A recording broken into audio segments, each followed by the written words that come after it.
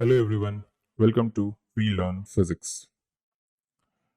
Now, in this problem, a point traversed half the distance with velocity v naught. So, let us represent this setup in a diagram. So, let's say there is distance d as shown. So, half the distance, that is d by 2, a particle covers with velocity v naught. Now, the remaining part of the distance was covered with velocity v1 for half the time and with velocity v2 for the other half of the time. Find the mean velocity averaged over the time of the motion. Means we have to find the average velocity. So d by 2 it has covered with v naught, while for the remaining d by 2, velocity is not given directly, rather it is given indirectly in this term. That is, let's say from here to here it has taken some time. Let us assume that is t1. Okay. So according to the question, for t1 by 2, it travels with velocity v1, while remaining half time t1 by 2, it travels with velocity v2. Got it? So this is how we have represented this setup into a diagram. Now, we have to find out average velocity. How do we define average velocity? It is nothing but total displacement upon total time. Got it?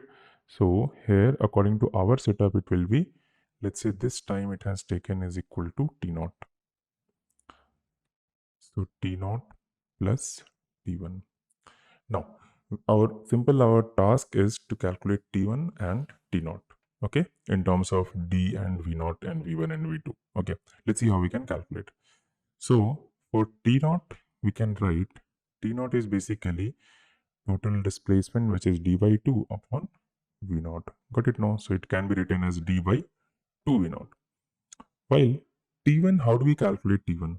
So for this, we have a few information given that total distance covered by the particle is d by 2 traveling for half the time with speed v1 and for the other half time with speed v2. So as in, we can write this expression like this.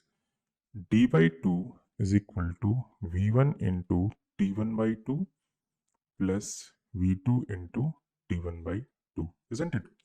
v1 into t1 by 2 is the distance covered with speed v1, while v2 into t1 by 2 is distance covered with speed v2. Got it? So from here we can take t1 by 2 common. It will be v1 plus v2 equal to d by 2.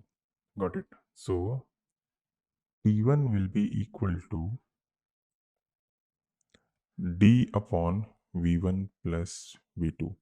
So average velocity will be d upon t naught is d upon 2 v naught plus d upon v1 plus v2. So you will see that d can be eliminated. You take LCM in the denominator. So it will be 2 v naught v1 plus v2. Here it will become v1 plus v2 plus 2 v naught. So the answer will be 2 v naught v1 plus v2 divided by v1 plus v2 plus 2 v naught. Got it? Hope you all have understood this. Okay, thank you. We'll meet in the next question.